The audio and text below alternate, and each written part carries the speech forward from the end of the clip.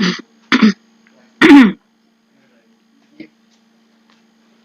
everyone, welcome to Big Data Knowledge Hunt. In the today's video, we are going to see about artificial intelligence. So, what is artificial intelligence? So, it is a widely growing field in industry. So, it is a branch of computer science which is focusing on the creation of machines that will work as a human being. So, as the robots do the work of human being in the same way that is built with the help of artificial intelligence.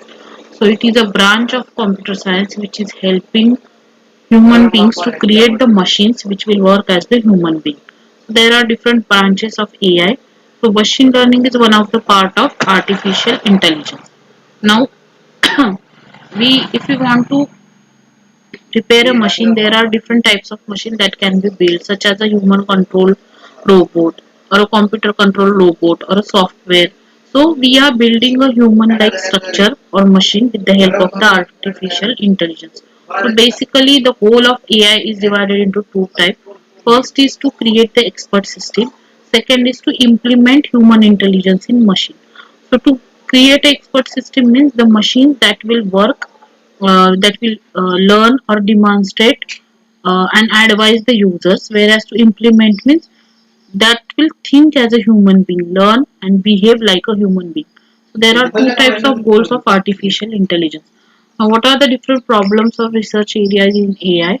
So these are the research areas where artificial intelligence is being monitored or used, such as reasoning, knowledge representation, natural language processing, perception, and social intelligence.